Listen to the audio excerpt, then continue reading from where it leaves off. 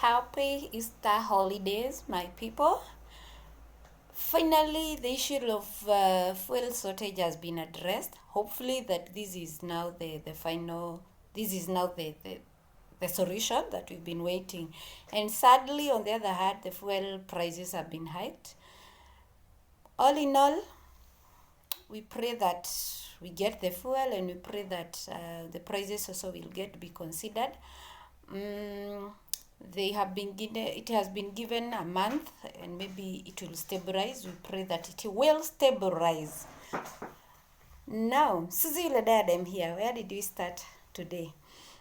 Glad and grateful to God that I'm here, that you're there, you're able to reach out to me, I'm able to reach out to you, and we share our lives, and that gives me pleasure. Thank you for being part of me. Thank you for subscribing. Thank you for listening and watching. Thank you for sharing. I'm grateful to you all who have been doing a good work and of encouraging me. Whatever you're doing is encouraging me. So, on the fuel issues still, this is Kenya, a beautiful land. And we said that, this YouTube channel, Suzie Yule Diadem, is all about positivity, living positive regardless. Doesn't matter what is happening around us. We don't have fuel, we have fuel, the prices have been hiked, whatever. Keep it positive. Even as we fight for our rights, even as we try to let our leaders work with us in a reasonable way, on it all, we still keep it positive. No fights, no grudges, keeping it positive. So even on this one, we're trying to keep it as positive as possible. I'm feeling like laughing because Kenya, we normally have joke for everything. And on the fuel, there's this issue of, there's a meme that I read. I'm calling it a meme because I don't know how true this story is. It could be true, it could be not true, because I have a big feeling that it is not true. There were some motorists who saw a petrol tanker pass by, and they decided that they assumed that this tanker is taking the fuel to a certain petrol station. So they decided they will follow it so that wherever they go, wherever it is going to empty the fuel, they can buy now from their petrol station. So they followed. It is said that there were 300 motorbike guys. You can imagine. And then they went for, I think some are saying 200, others are saying, some are saying 20, others are saying 30 kilometers following the fuel tanker. Little did they know that the tanker also was going in search of fuel. And unfortunately, wherever they went, they realized there is even no petrol, there is no fuel in that petrol station, specific one. So, what do you think about that? You know the lessons that I got from that. It's desperate. It is desperation that was causing them, because they really felt that this commodity is it's not readily available. So wherever we see it, the opportunity we see to get ourselves the fuel, we grab the opportunity and run with it. Now, it was a form of we were getting desperate for this commodity that was not so available. So I thought about desperation. Sometimes there's a saying that says desperate times calls for desperate measures. But I want to also think that these measures also should have a limit, so that we don't, because sometimes I feel, or I think, looking at it, I feel like the measures can be more costly than it ought have to be.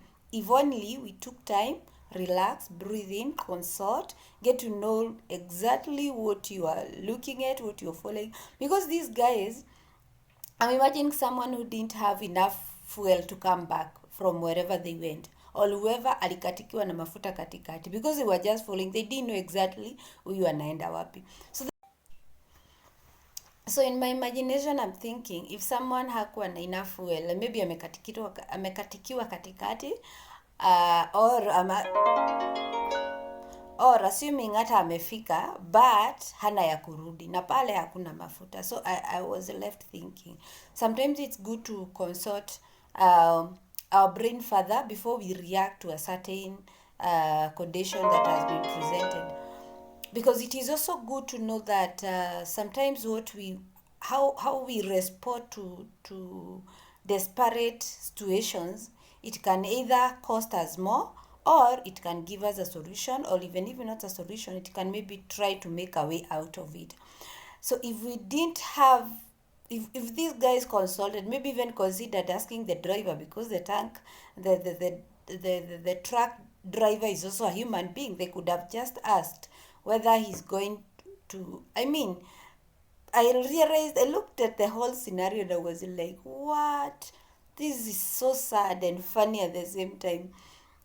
And now I was even thinking that is the one lesson I got from there is about not getting, when a desperate situation comes up, we first of all relax, breathe in, and don't just act in a way that might cost us more than it ought to have costed us. And on the other side also I learned about following a multitude, because I'm thinking there's no way walikuwa wamekaa pahali all the 300 motorist guys, all these motorbike guys, they can't be like the whole group was in one point. So I'm thinking 2 or 3 guys spotted this tanker and decided this is it and decided to follow. So I'm thinking on their way others were joining in, because these ones are telling them we are going for the fuel, so the others are joining in. So I thought about following the multitude without really even consulting or knowing exactly what you are doing, because this was actually, that photo was funny because I was looking at it and it looks like a campaign group. It looks like